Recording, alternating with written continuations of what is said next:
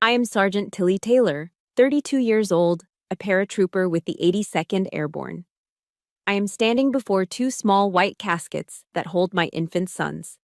In the suffocating silence of the Fort Liberty Chapel, my mother-in-law, Evelyn, whispers to the people around her, just loud enough for me to hear. She is turning me into the murderer in the tragedy of my own life. No one knew the truth. Not until my 4-year-old daughter, Lily, tugged on the sleeve of my dress uniform and said something that lit the fuse. What she said next changed everything. If you have ever been made to feel like the crazy one by the very people who were supposed to protect you, just to cover up a devastating truth, let me know where you're watching from. Hit that like button and follow along. My story doesn't begin with this tragedy. It begins with the promise of a family, a promise that became a deadly trap. The fabric of my Army service uniform, my dress blues, was the only thing holding me upright. It was a cage of perfectly pressed dark blue wool and starched white cotton, and inside it, my skeleton had forgotten how to stand on its own. The seams dug into my skin, a constant grounding pressure against the formless, floating horror of the moment. I registered the sensation clinically, the way a soldier assesses their gear before a jump. Stiff, secure, functional. I wasn't listening to the chaplain's words. I saw his mouth move, saw the gentle, practiced sympathy in his eyes, but the sound was replaced by a low hum inside my own head. My focus was absolute, narrowed down to two objects at the front of the chapel, the caskets of my sons, Ethan and Elijah. They were so white they seemed to absorb the light from the stained glass windows.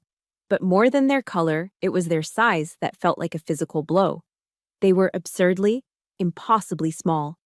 The sight of them defied all logic, a statistical error in the universe that my mind refused to compute. 6 feet to my left, but a universe away, sat my husband, Noah. He wasn't looking at the caskets. He wasn't looking at me. His head was bowed, his shoulders slumped, and he was entirely lost in a world I couldn't reach. A world, I knew, that was governed by his mother. His silence was a presence of its own in the room, a heavy, suffocating blanket. It was a more brutal accusation than any word Evelyn could ever speak, because it came from the one person sworn to be my ally. And Evelyn, my mother-in-law, was giving the performance of a lifetime. Dressed in an impeccably tailored black dress, a single strand of pearls at her throat, she was the very picture of the grieving Southern matriarch. She moved through the pews with a tragic, fragile grace, dabbing a lace handkerchief at her dry, watchful eyes. I saw her approach my commanding officer, Colonel Miller.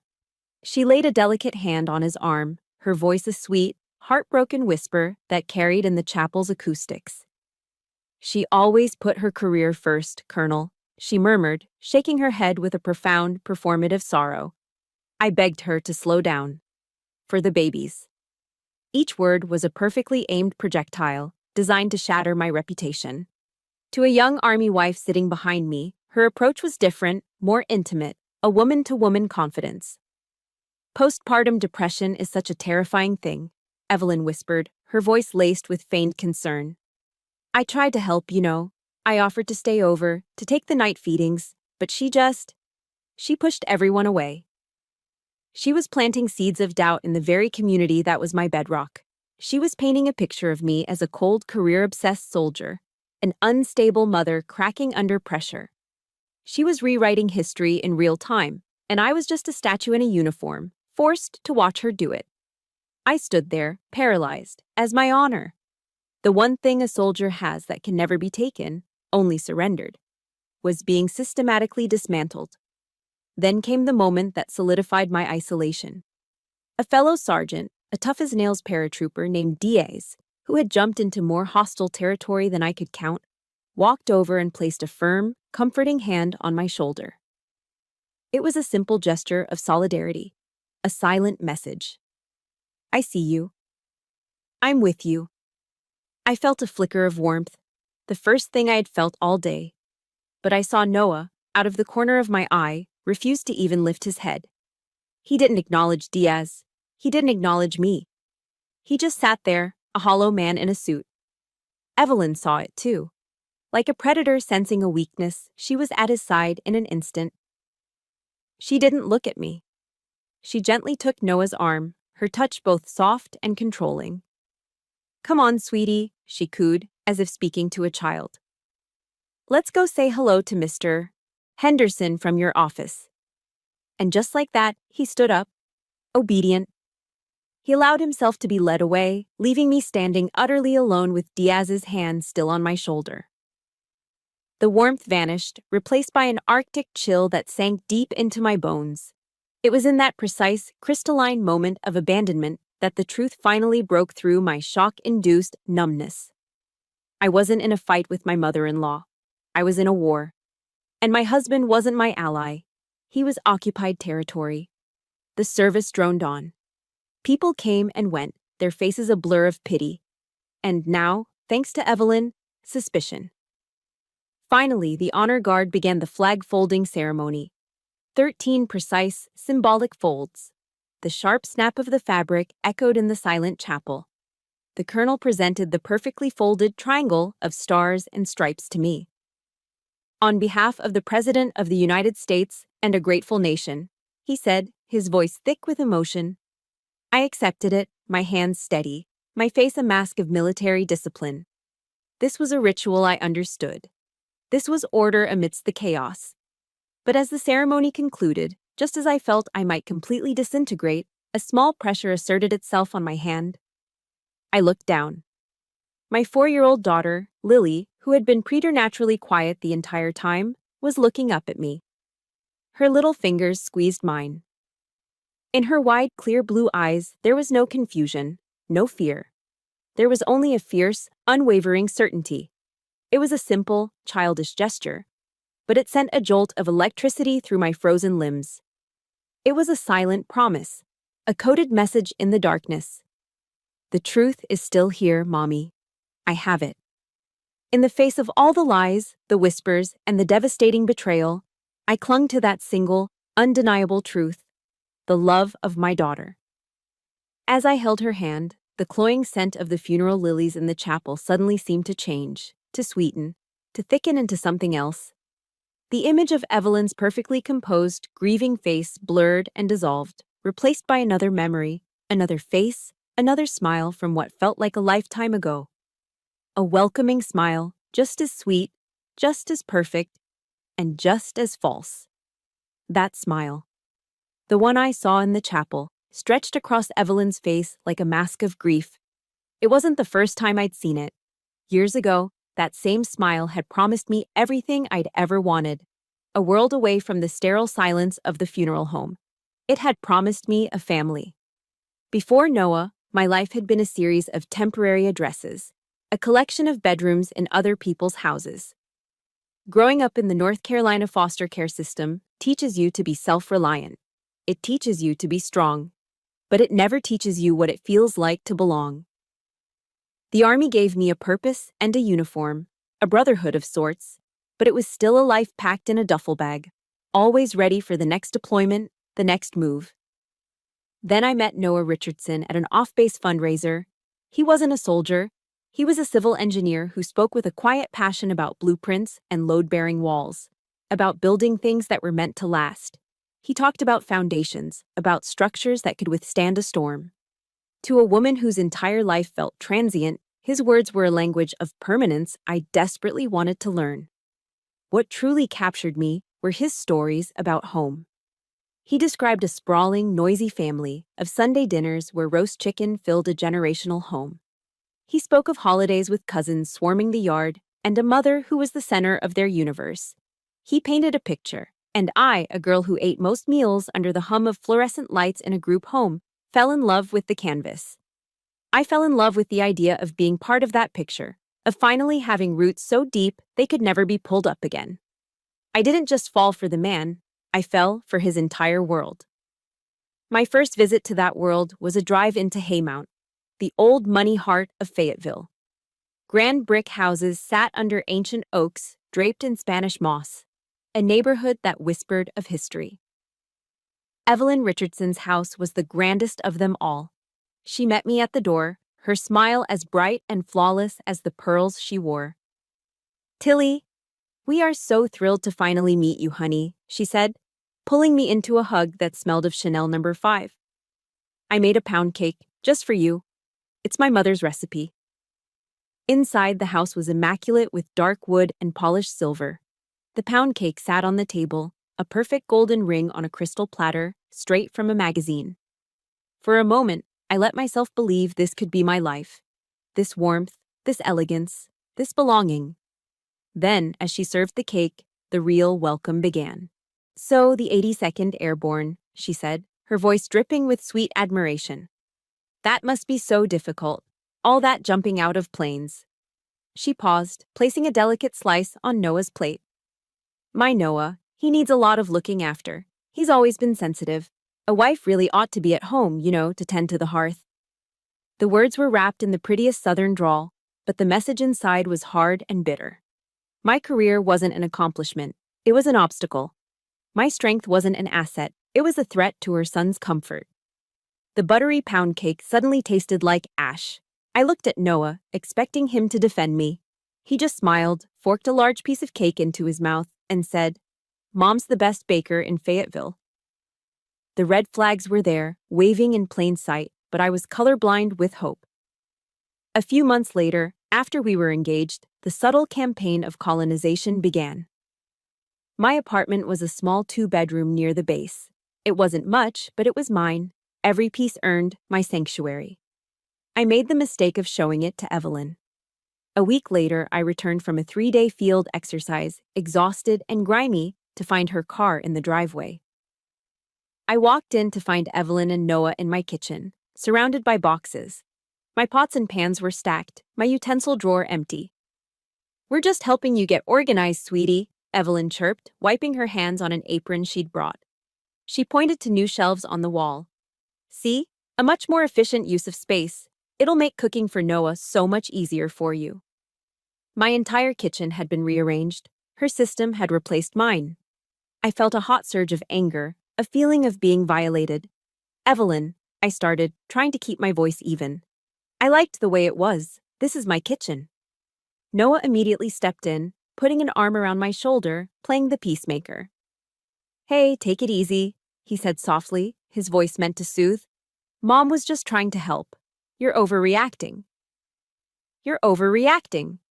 The words hit me harder than any physical blow. It was the first time my reality had been flatly denied by the man I loved. My feelings weren't valid, they were an overreaction. My personal space wasn't sacred, it was subject to his mother's approval. In that moment, watching him stand beside her, a united front against me in my own home, the first deep crack appeared in the foundation I thought we were building. My throat tightened. I, a paratrooper trained to command respect, had been dismissed like a hysterical child. And I let it happen. I swallowed my anger and said nothing more. My best friend in the unit, Maria, saw right through it.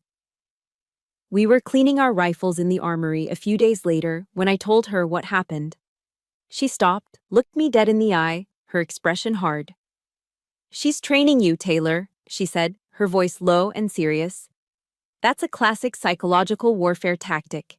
Invade and occupy. She's teaching you how to surrender without a fight. Don't you dare let her win." I laughed it off. I told her she was being too dramatic, that she didn't understand Southern mothers. But her words stuck with me, a cold little knot in my stomach. I ignored them. I chose to believe in the dream, in the Sunday dinners and the family photos on the wall. I believed my love for Noah was strong enough to build a bridge over any troubled water. I was a fool. I wasn't building a bridge. I was marching willingly into a guerrilla war in a hostile territory with no training, no allies, and no understanding of the enemy. Ignoring Maria's warning was the biggest tactical error of my life. I had walked into my marriage believing it would be a sanctuary, a fortified position against the world. Instead, it became a territory under constant low-grade siege, and the invading force wore my mother-in-law's smiling face. My life fell into a predictable, soul-crushing rhythm. I'd leave for a few days of field training, sleeping in the dirt, running miles with a full pack, feeling competent and in control. And I would return to a home that had been subtly Evelynized. New floral curtains in the living room. The couch angled differently. A framed picture of Noah as a child suddenly appearing on the mantelpiece. She was always there when I got back. A pitcher of sweet tea on the counter and a deceptively warm smile on her face. "I just came by to make sure Noah was all right while you were gone, dear," she'd say, never admitting she was occupying my space, always positioning herself as the selfless helper. The insidious part was how Noah enabled it. He'd wrap an arm around me, kiss my forehead, and say, "It's so great having Mom here when you're away. I don't get lonely." He meant it as a compliment to her, but it felt like a knife twisting in my gut. Each time he said it, the unspoken message was clear. My presence was not essential. My absence was an inconvenience easily filled by his mother. When I found out I was pregnant with Lily, Evelyn's quiet incursions escalated into a full-scale invasion. "A soldier can't possibly raise a baby all on her own," she announced to the family during one of those Sunday dinners I once dreamed of. "I'll find a place closer by, to help out."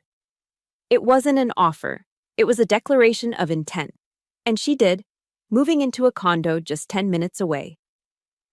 The day we brought Lily home from Womack Army Medical Center, Evelyn was already there, waiting. She had effectively taken command of my home. And from that moment on, she began a relentless campaign to strip me of my role as a mother. She criticized the way I breastfed. "Are you sure she's getting enough? She seems fussy." She hovered over me when I changed a diaper. "You need to be more careful around her navel, Tilly." She used my identity as a soldier, the very thing I was proud of, as a weapon against me. "The way you soothe her is as rigid as training a recruit," she'd say with a condescending little laugh. Or, "Let me, dear. You're used to giving orders, not being gentle." The breaking point, the moment that burned itself into my memory, came on a sweltering North Carolina night.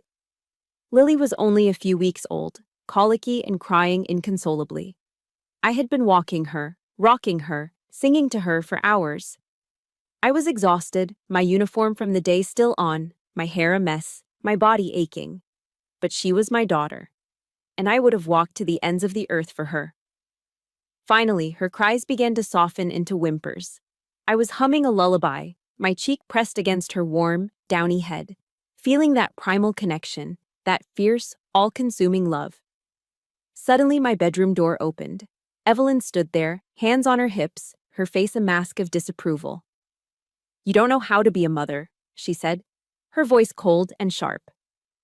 Before I could even process the words, she strode over, plucked Lily from my arms, and cradled her expertly.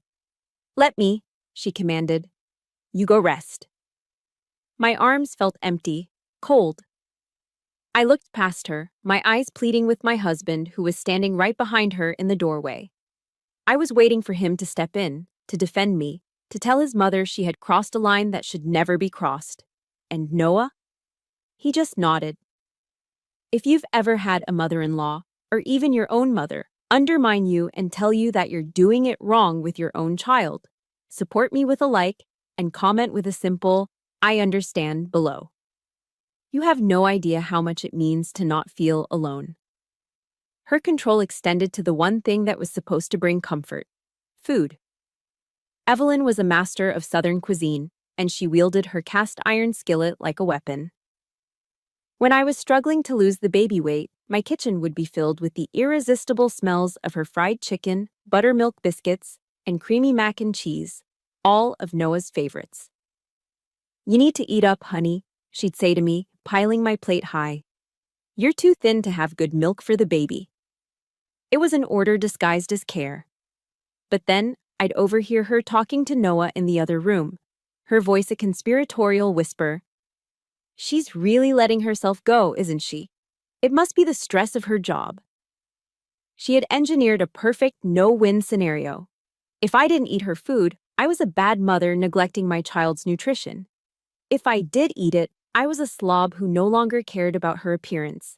Every meal became a test, another opportunity for me to fail. The final thread of my hope snapped one evening after a particularly grueling week. Lily was asleep. Evelyn had finally gone home.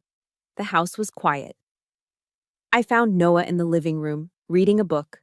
The dam of my exhaustion and suppressed rage finally broke. Tears streamed down my face as I sank onto the floor in front of him. "I can't do this anymore, Noah," I choked out, the words raw and desperate. "I can't. Your mother is taking everything from me. She's taking our daughter." He put his book down and knelt in front of me, pulling me into an embrace. For a fleeting second, I felt a surge of hope. He held me, stroked my hair. But then he spoke, and his words extinguished that hope forever. "You're just tired, honey," he said, his voice calm and patronizing. "You know how stressful your job is. You're not used to asking for help.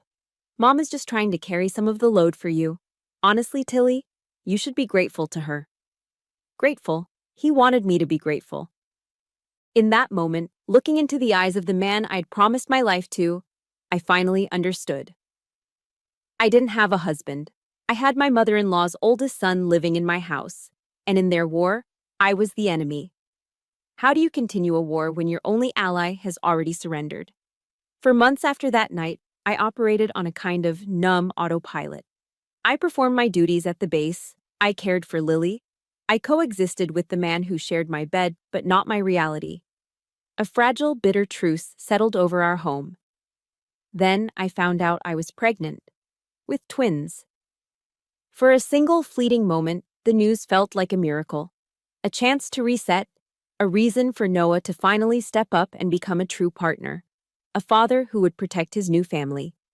It was a foolish, desperate hope. When we told Evelyn, her face wasn't one of joy. I watched her eyes, trained as a soldier to read micro-expressions, and I saw something else entirely. The cold, calculating glimmer of a strategist who had just been handed the perfect opportunity. "Oh my lord," she gasped, clutching Noah's hand dramatically. "Twins! Tilly, you poor thing. A soldier can't possibly manage 2 newborns and a toddler. I'm moving in." It wasn't a question. Noah didn't look at me. He didn't ask what I wanted. He just turned to me, his face a mixture of relief and resolve, and delivered the verdict. "It's the best thing for all of us," he said. The walls I felt closing in before now seemed to solidify into a prison cell. I was no longer just a soldier in a hostile territory. I was a prisoner of war in my own home. Ethan and Elijah were born 6 weeks premature, tiny and fragile, their skin almost translucent. They were fighters, the doctors said. But they needed quiet, rest. Evelyn used their fragility to seize complete control. She took over the night feedings. "You need to rest and recover, Tilly," she'd insist, shooing me out of the nursery. "A soldier's body needs to heal properly." But my soldier's body and my mother's intuition knew something was wrong. A deep, primal alarm bell was ringing incessantly in my gut. The boys weren't just resting, they were unnaturally still. They slept with a terrifying lethargy, a profound quietness that felt less like peace and more like absence. They rarely cried for food, their little bodies were limp, and they weren't gaining weight. I knew, with the certainty of a paratrooper checking their static line, that this was not normal. I tried to tell Noah. I cornered him in the kitchen one night, my voice a low, urgent whisper. "They're sleeping too much, Noah. It's not right." He wouldn't meet my eyes. He just kept stirring his coffee, shrugging. "They're preemies, Tilly. Preemies sleep a lot. You're just being an over-anxious mom." He dismissed my concerns the same way he dismissed everything else. My training, my instincts, my reality. None of it mattered. The horrifying truth came from the one person whose world was still simple enough to be honest. One afternoon, I was sitting on the floor with Lily, reading The Very Hungry Caterpillar. We got to the page with all the food the caterpillar eats on Saturday. Lily pointed a chubby finger at the illustration of the sugar shaker. "Grandma has sugar powder like that, Mommy," she said matter-of-factly. My blood ran cold. I forced myself to keep my voice light, playful. "Oh yeah? What does Grandma do with her sugar powder, sweetie?"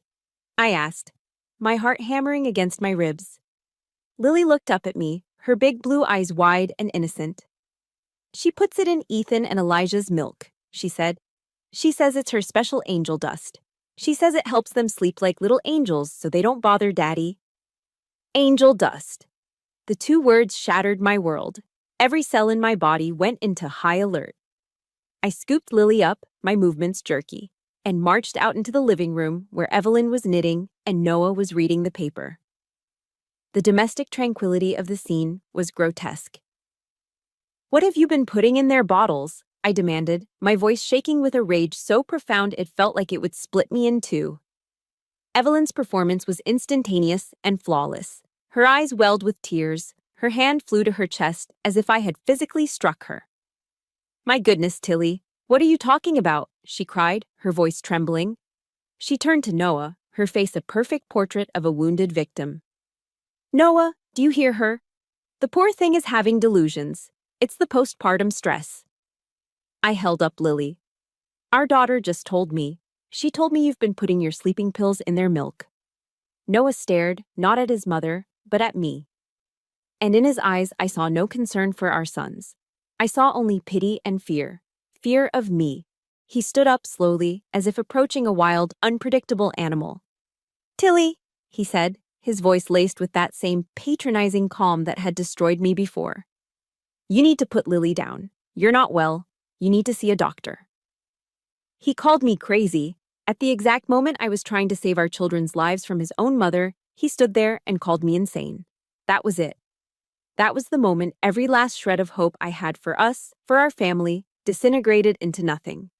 It was the ultimate, unforgivable betrayal. My mind screamed, a silent, primal roar of a mother watching her cubs being dragged away. But on the outside, I just froze. That night, Evelyn insisted on taking the boys again. "They need a calm environment," she said, looking pointedly at me. Noah agreed. He helped her. He carried their bassinets into the guest room where she was staying. He kissed their foreheads, then closed the door, shutting me out. He left them with her. I sat on our bed all night, fully dressed, staring at the closed door of the nursery across the hall. I didn't move. I just listened to the silence, a silence that grew heavier and more absolute with every passing hour. The next morning, they never woke up. The silence in the Fort Liberty Chapel was a physical thing, a weight that pressed down on my shoulders, heavier than any rucksack. I was a statue in my dress blues again, but this time, the numbness felt different. It wasn't the hollow shock of Chapter 1. It was the dense, cold vacuum left behind by a black hole that had consumed my entire world. The two small white caskets were back in the same spot, but today they represented not just a tragedy, but a crime. My crime, according to the whispers that now followed me everywhere. Evelyn, the architect of my ruin, was preparing for her final performance. She ascended to the pulpit, a grieving grandmother in her finest black dress, clutching a lace handkerchief.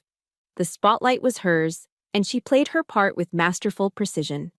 She began by sharing saccharine memories of Ethan and Elijah, memories she'd invented, painting herself as the doting, heartbroken matriarch. Then the poison began to seep out. Her tear-filled eyes scanned the crowd of uniformed soldiers and their families before landing on me. Her expression was one of profound, theatrical pity. "We cannot pretend to understand God's will," she said, her voice breaking beautifully. "But sometimes, I believe He takes His most fragile angels home to grant them peace." She paused, letting the implication hang in the air. Peace from a life that might have been filled with too much pressure, too much instability. A wave of murmurs rippled through the chapel. I could feel the shift. The looks of sympathy that had been thrown my way were now curdling into suspicion. Pity was being replaced by judgment. Evelyn was at the height of her power, standing on holy ground, using God as a character witness for her lies. She was winning.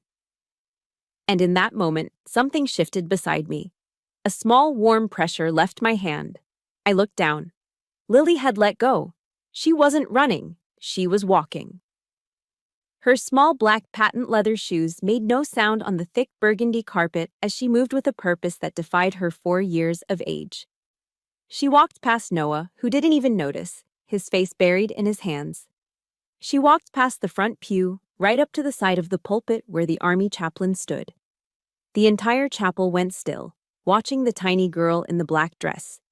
She tugged gently on the sleeve of the chaplain's uniform.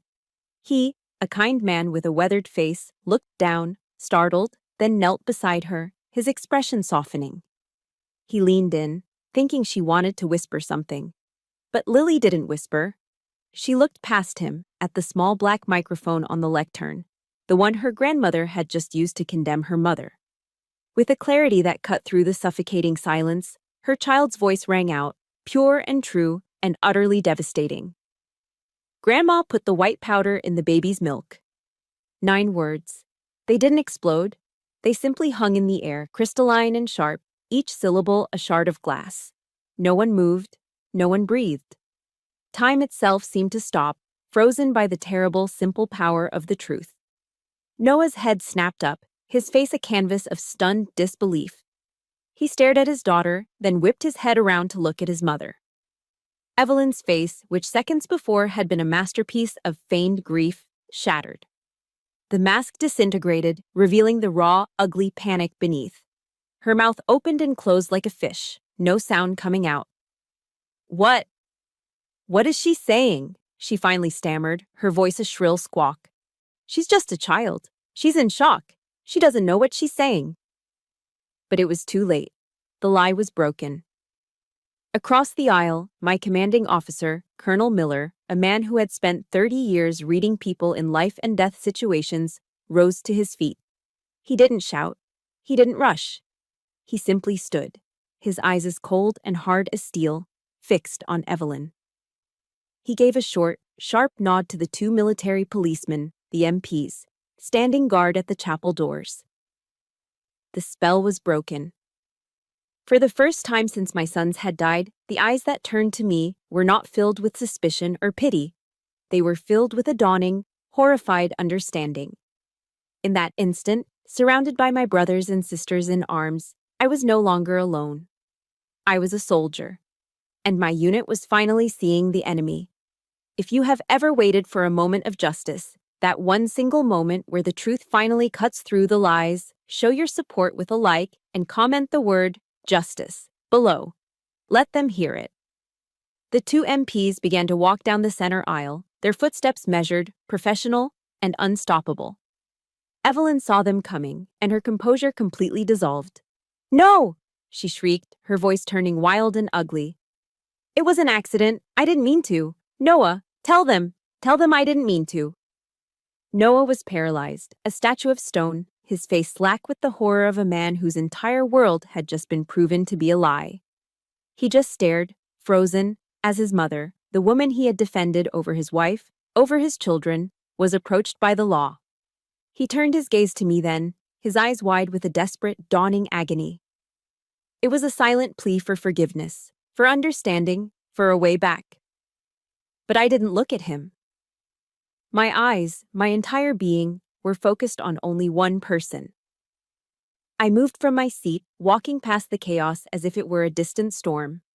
I knelt on the carpet in front of my daughter, my brave, tiny, fierce little girl. She looked at me, her expression unwavering, and in her eyes I saw the reflection of my own strength, a strength I thought I had lost. I wrapped my arms around her small, warm body, pulling her tight against my chest. And there, amidst the wreckage of my life, holding the one pure, true thing I had left, I finally allowed myself to cry. The tears I shed in the chapel, holding my daughter, were the last I allowed myself. The emotional chaos of Evelyn's arrest was immediately replaced by the cold, efficient machinery of military justice. My grief was packed away, locked in a footlocker in the back of my mind. My training took over. I was no longer just a mother. I was the primary witness in a murder investigation. The days that followed were a blur of sterile, official rooms. My home was no longer my own. It was a crime scene, cordoned off with yellow tape, meticulously processed by investigators from both the Army's Criminal Investigation Division, the CID, and the Fayetteville Police. They moved with a quiet, methodical purpose that I understood and respected. They treated my home with a grim reverence, a place where a crime had been committed, but also where a family had been shattered. They spoke to me not as a fragile victim, but as a fellow professional, Sergeant Taylor, whose observations were critical intel. The evidence mounted with crushing, undeniable force. In Evelyn's guest room, tucked away in a designer makeup bag, they found the nearly empty bottle of prescription sleeping pills. The toxicology reports from the autopsy came back, confirming what I already knew in my bones. Ethan and Elijah had fatal concentrations of zolpidem in their systems. The nail in her coffin came from an unlikely source, Noah's own paranoia. Months earlier, he had installed a small security camera in the living room, disguised as a smoke detector, supposedly to keep an eye on the kids. Evelyn, in her arrogance, had either forgotten or not known it was there. The CID Cybercrimes Unit recovered the deleted footage from the cloud. The video was grainy, shot in the ghostly green of night vision. But it was enough. It showed a shadowy figure, Evelyn's height, her build, creeping into the kitchen on 2 separate nights, opening the refrigerator and spending just a little too long preparing the bottles. The case was airtight. Noah, meanwhile, had completely imploded. Stripped of his mother's influence and forced to face the stark, ugly reality of his own complicity, he fell apart. The lead detective, a tired-looking man from Fayetteville PD, told me Noah hadn't just cried during his interrogation. He'd become incoherent, cycling through denial, rage at his mother, and a profound self-hatred. He kept saying, "I should have listened," the detective recounted, shaking his head. Over and over. "I should have listened to my wife." He understands his role in this. I'll give him that. A week after the funeral, he came to the small on-base apartment the Army had arranged for me and Lily. He looked like a ghost, his eyes hollowed out, his clothes rumpled. He didn't speak. He just fell to his knees in front of me on the generic government-issue carpet. "Tilly, I'm sorry," he whispered, the words fractured by tears. "Please, forgive me. I didn't know. I never would have." I looked down at the man I had once loved, the man whose promise of stability had been a siren song. I felt nothing. No anger, no pity, just a vast, cold emptiness. The part of me that had loved him had died with our sons. "My forgiveness can't bring Ethan and Elijah back, Noah," I said, my voice as flat and hard as packed earth. "I didn't raise it. I didn't need to. Get up. Your weakness killed my sons just as surely as her hands did." That was the last time I ever spoke to him as his wife. The trial at the Cumberland County Courthouse was a grim formality. Evelyn's high-priced lawyer tried to paint her as a confused, loving grandmother who'd made a tragic mistake with the dosage, claiming she only wanted to help the babies sleep better. But the prosecuting attorney, a sharp woman with an unshakable voice, didn't resort to theatrics. She simply laid out the evidence, brick by brick, building an inescapable prison of facts around Evelyn. She presented the toxicology reports as clinical certainties. She played the grainy security footage on a large screen for the jury to see, the ghostly green figure of Evelyn becoming a specter of calculated malice. She concluded with the damning testimony of Lily's child therapist, who relayed the story of the angel dust. When the jury foreman stood to read the verdict, the courtroom was silent. I sat in the front row, flanked by Colonel Miller and my friend Maria. They weren't just my comrades, they were my honor guard, a silent, uniformed wall protecting me from the stares and whispers. "On the charge of 2 counts of first-degree murder," the foreman said, his voice steady, "we, the jury, find the defendant, Evelyn Richardson, guilty." A strangled sob erupted from Evelyn as she collapsed in her chair. A wave of relief and quiet murmurs washed over the courtroom. But I felt no joy, no triumph. As the judge handed down a sentence of life in prison without parole, I only felt the immense, crushing weight of what had been lost. Justice had been served, but my sons were still gone. The victory was hollow, a crater where a family used to be. The following week, I walked into the JAG office on post. The Judge Advocate General's Corps is the Army's legal arm, providing free counsel for soldiers. A sharp, no-nonsense captain with tired but kind eyes listened to my story. I didn't cry. I laid out the facts like a mission briefing, concise and chronological.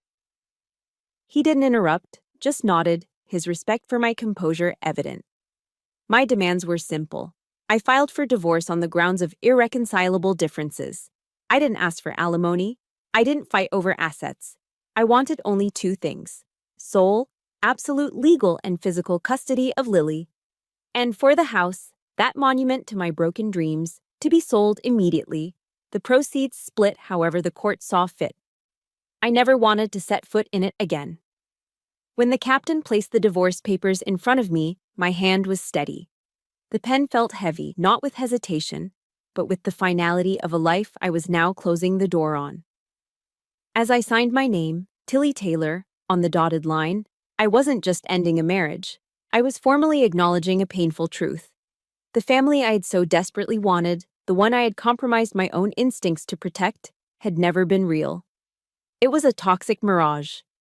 And with one final decisive stroke of the pen, I was walking.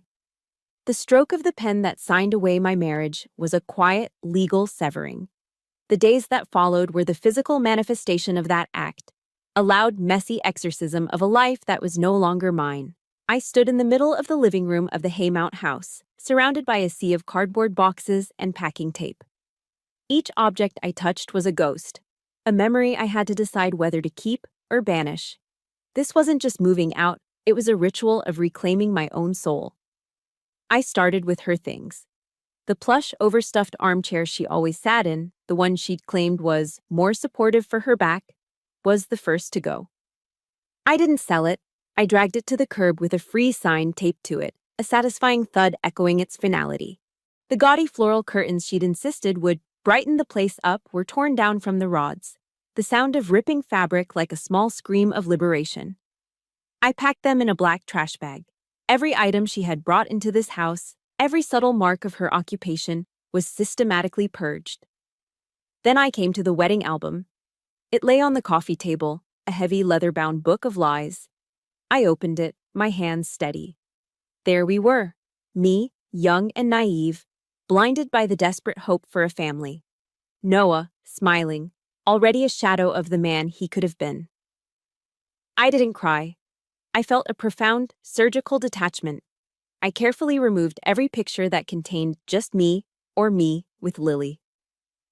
Then, without a moment's hesitation, I took the thick, heavy book with all its remaining glossy memories of Noah and Evelyn and dropped it into a cardboard box filled with trash. I was taking back control of my own story, editing out the characters who had tried to destroy the protagonist. The final test of that control came a few weeks later, just before Evelyn's appeal hearing was scheduled. The doorbell rang. I looked through the peephole, and my stomach tightened. It was Noah. He looked 10 years older, his face gaunt, his eyes pleading. I opened the door just a crack. "Tilly, please," he began, his voice raspy. I need you to write a letter to the judge, for my mother's appeal. Just to say, she wasn't in her right mind. That she's just a sick old woman who needs help." I looked at him, really looked at him, and saw the full, pathetic scope of his weakness. Even after everything, after the truth had been laid bare in a court of law, he was still trying to find a way to recast his mother as a victim. My voice, when it came, was devoid of any emotion. It was as calm and unwavering as a drill sergeant's command. "She's not insane, Noah. She's evil. And your blindness, your desperate need to believe she was a saint, is what gave that evil its power. Don't you ever come to me for her again." I didn't wait for a response. I closed the door firmly in his face, the click of the deadbolt locking into place serving as the final, definitive punctuation mark on our shared history. It was a painful, brutal act of severance, but as I leaned against the door, I felt not triumph, but the quiet, aching relief of a wound being cauterized. In the lonely weeks that followed, the silence of the new, smaller apartment became deafening. The adrenaline of the trial was gone, replaced by a lingering exhaustion. That's when Maria, my friend from the unit, intervened. "You can't do this alone, Taylor," she said, her tone leaving no room for argument. She told me about a support group. "It's for Gold Star mothers," she explained gently. My heart recoiled. "I'm not one of them," I said quietly. "My sons didn't die in combat." Maria looked at me, her eyes filled with a fierce understanding. "You were in a war, Tilly. And you lost your children in the line of fire. You belong." I went. The meeting was in a quiet room at the community center on post. I sat in a circle with a handful of women whose faces held a familiar, profound grief. They were mothers of soldiers lost in Iraq, Afghanistan, training accidents. They didn't offer platitudes or ask invasive questions. One woman simply handed me a steaming mug of coffee. Another, seeing my hands tremble, just nodded.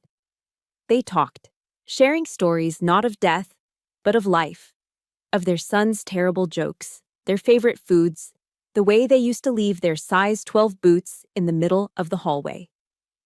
For the first time since the tragedy, I wasn't Sergeant Taylor, the strong one. I wasn't the victim from the headlines. I was just a mother who had lost her children, sitting with other mothers who understood that unique, permanent amputation of the soul. In their quiet, powerful presence, I was finally allowed to be weak. I had found my chosen family. That night, I started reading a book one of the mothers had mentioned, Brené Brown's Daring Greatly. I read about how vulnerability isn't weakness, and how setting boundaries is the most courageous act of self-love. The words resonated deep within me, giving a name and a framework to the battle I was fighting. Later, as I was tucking Lily into bed, her little face serious in the soft glow of her nightlight, she asked the question I had been dreading. "Mommy, are we never going to see Grandma Evelyn again?" I took a deep breath, the words from the book echoing in my mind. I smoothed her hair back from her forehead, my voice gentle but firm. "That's right, sweetie. We're not." "Why?" "Because," I said, choosing my words with care, "some people, even people in our family, aren't safe for us to be around. They hurt us. And my most important job, more important than being a soldier, is to keep you safe." I leaned down and kissed her forehead. "I promise you, from now on, I will always keep you safe." That promise wasn't just for her. It was a vow I was making to myself. It was the sound of a new boundary being drawn, not in anger, but in love. It was the first day of my own reconstruction. A promise to a child is a defensive line, a boundary drawn in the sand to keep the monsters out. But in the quiet months that followed, as Lily and I settled into our new, smaller, safer life, I began to understand that defense wasn't enough. To truly honor my sons, to give their short lives a meaning that transcended the tragedy, I couldn't just hold the line, I had to go on the attack. The question was, how? After the whirlwind of the investigation and the trial, I was left in a quiet, unnerving stillness. I had to face a crossroads that terrified me more than any combat jump. What was next for Sergeant Taylor? Should I leave the Army, take the benefits I'd earned, and disappear into a quiet civilian life with Lily? Or should I stay in the only world I'd ever truly known? One morning, I stood in front of the mirror, putting on my uniform for the day. I looked at the decorations on my chest, the ribbons and badges I'd earned through sweat and perseverance. And then my eyes fell on my parachutist badge, the silver jump wings that had once been the ultimate symbol of my pride and identity. Now, they felt hollow, almost meaningless. The Army had taught me how to fight enemies on foreign soil, how to be resilient, how to lead. But its structures and systems had offered no protection from the enemy inside my own home. I felt an overwhelming sense of emptiness, a soldier without a clear mission. The feeling lingered until I was required to attend a division-wide town hall at the main post theater. I sat in the back, expecting another dry briefing on readiness and regulations. But the division's commanding general, a 2-star with a reputation for being a thinker, not just a fighter, stepped up to the podium. He didn't talk about war. He talked about service. "Every soldier in this room has a primary mission," he said, his voice resonating through the auditorium. "But your greatest purpose might be found beyond that. The Army isn't just an institution, it's a community. And a community is only as strong as its most vulnerable members." He scanned the faces in the crowd. "I'm asking you to look at your experiences, all of them. Look at your training, your deployments, and yes, look at your scars. Use those scars. Turn them into your expertise. Use them to make this Army stronger, safer, and more human for the soldier standing next to you." His words didn't just strike a chord, they were a lightning strike that jolted my entire being. It was a direct order from the universe. My scars weren't a source of shame or a sign of failure. They were my qualifications. I didn't have to leave the Army to find a new purpose. I could fight a new kind of war, right here. That night, my apartment was lit by the blue glow of my laptop screen. I didn't scroll through social media or watch TV. I researched. My fingers flew across the keyboard, typing in search terms with a renewed sense of urgency. Army JAG Corps, enlisted to officer programs, military family law, child protection policies. I fell down a rabbit hole of articles, regulations, and personal accounts from military lawyers. A fire, one I thought had been extinguished forever, began to smolder, then catch, then burn brightly within me.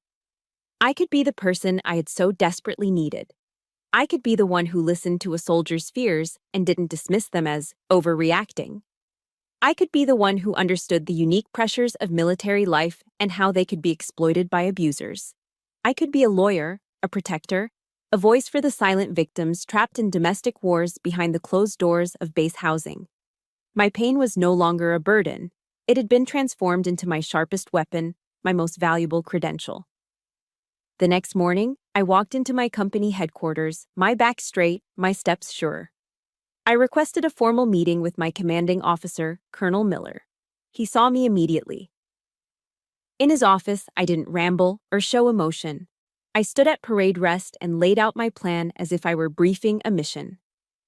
"Sir, I've decided on my next career path," I began.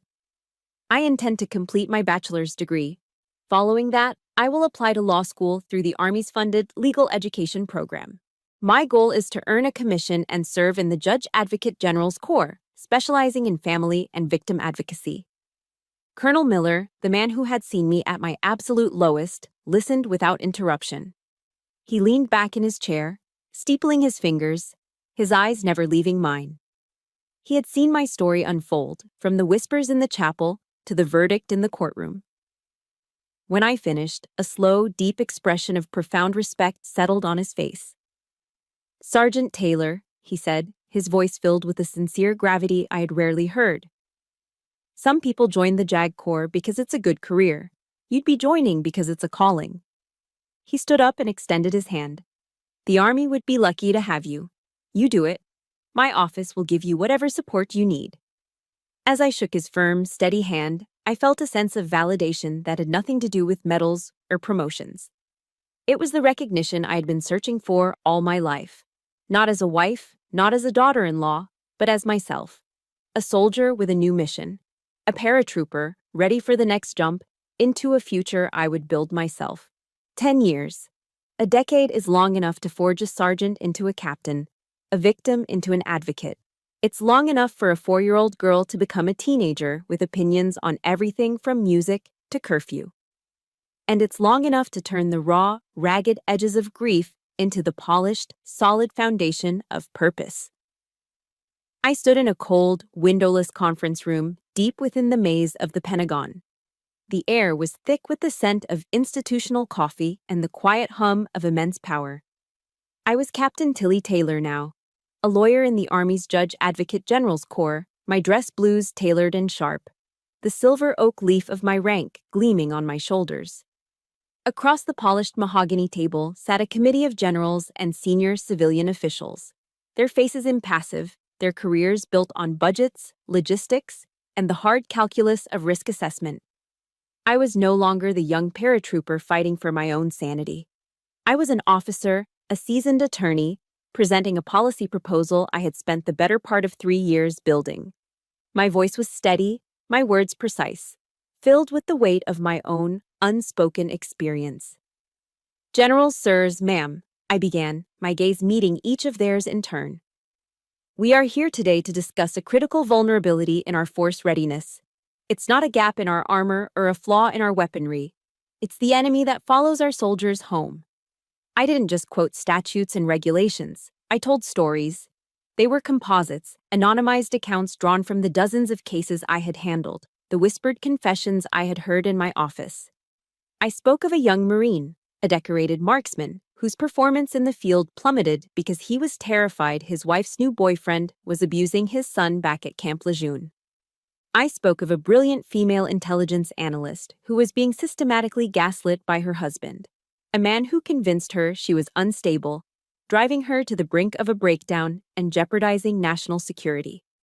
I was fighting a new kind of war, a war waged on paper and in policy meetings. The journey to this room had been a relentless grind. I'd faced the institutional inertia, the bureaucratic red tape that is the military's natural defense against change.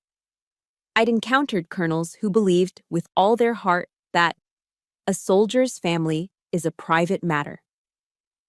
I'd been told my proposals were too expensive, too complex, too invasive. But I had my paratrooper training to fall back on. I gathered my intelligence, the data linking domestic instability to decreased mission effectiveness. I built my alliances, finding sympathetic ears in the medical corps and among the chaplains. And I presented my operational plan with relentless, unyielding logic. A soldier cannot be effective downrange if they are fighting a psychological war at home, I argued, my voice ringing with the conviction of a survivor. The health of our military families is not a soft issue. It is a direct and measurable component of our strength as a fighting force. My proposal was comprehensive. It called for mandatory, confidential mental health screenings, not just for service members, but for their spouses and dependents upon arrival at a new duty station. It established secure, anonymous reporting channels for psychological abuse and coercive control, forms of harm that leave no visible bruises.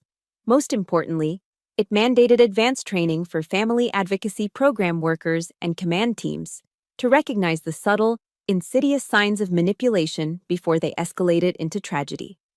After my presentation, the questions came, sharp and skeptical. But for every challenge, I had a data point. For every objection, I had a counter-argument. And for every dismissal of the problem, I had the unspoken story of my own 2 sons. Months passed. The proposal went through revisions, committees, and endless reviews. Finally, the day came. An official memorandum was published, announcing the approval of a new, service-wide policy. It contained everything I had fought for.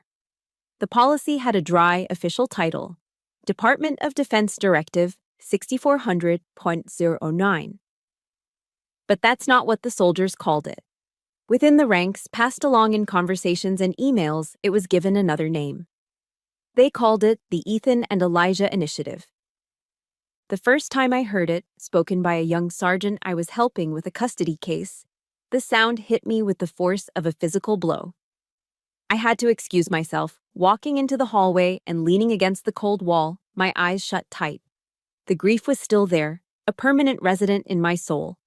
But for the first time, it was joined by something else, a profound, overwhelming sense of peace. My boys' deaths were no longer a silent, private tragedy. Their names, which I had whispered into the darkness for 10 years, were now a symbol of hope and protection for thousands of military families. Their legacy was not of victimhood, but of sanctuary.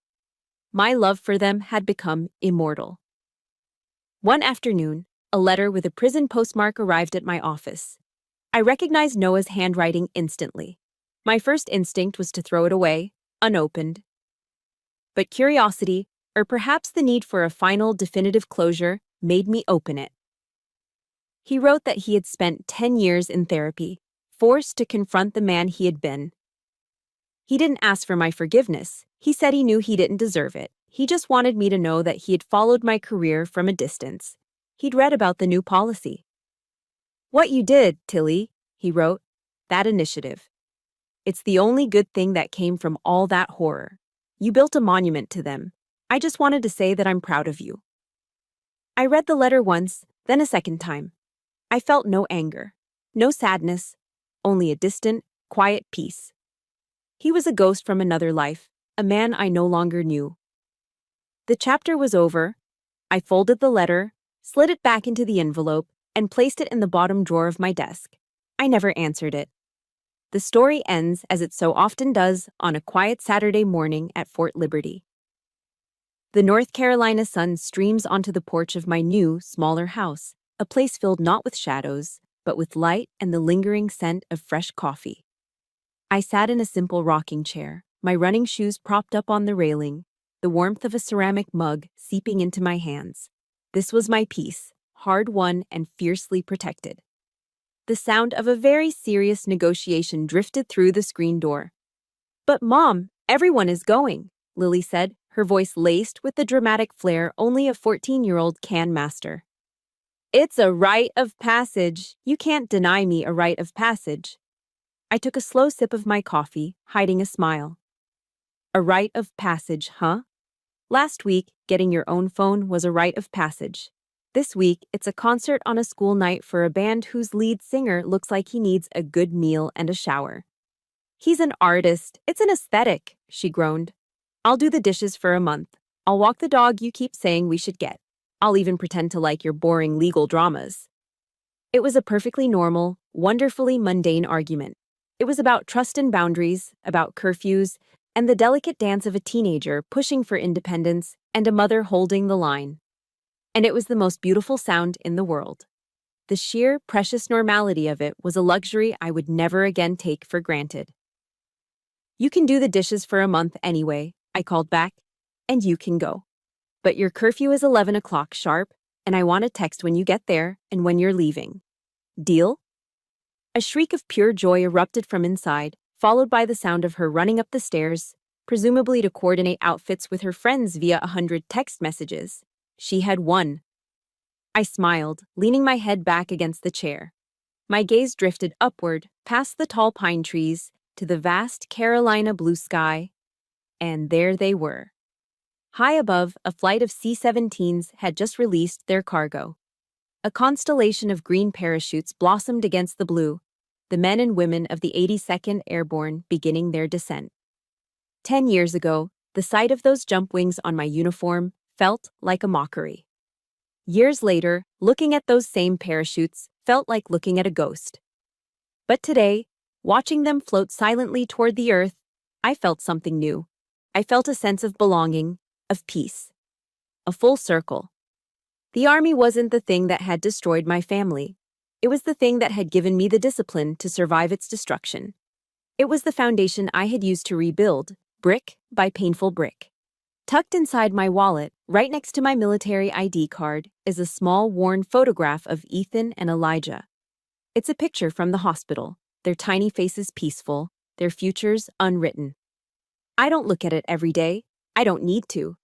They are not a constant sorrow that weighs me down. They are my moral compass. They are the silent, steady reminder of why I do what I do, of the promise I made to Lily and to myself. Their legacy isn't just a dry policy document filed away in the Pentagon. It's in the relieved face of a young soldier I helped secure a protective order for. It's in the child who gets to sleep safely at night because we intervened. They are present in every family I help, every child I protect. I'm often asked to speak to young military families now to share my story. They ask me how I survived, how I found the strength to go on. I don't have an easy answer. I don't quote regulations or psychology textbooks. I usually end with a simple passage I found long ago from the Psalms. Weeping may endure for a night, but joy cometh in the morning. But it's not a passive hope. The morning doesn't just arrive. You have to fight your way through the darkness to get there. My name is Captain Tilly Taylor. I am a lawyer, I am a mother, and I am still a paratrooper. The scars from my past never disappeared. They didn't magically heal or fade away. Instead, they became a part of my uniform, stitched into the fabric of who I am. They are not a sign of damage. They are a map of my survival. They remind me that even when you are in a free fall, tumbling through the darkness with no ground in sight, there is always a moment of choice. A moment you have to reach out, find the handle, and pull the cord. You have to choose to open your parachute. You have to trust that the long night will end. And you have to understand that the dawn will come, because you are the one who is creating it for yourself. My story has found its dawn, but I know it's just one of many.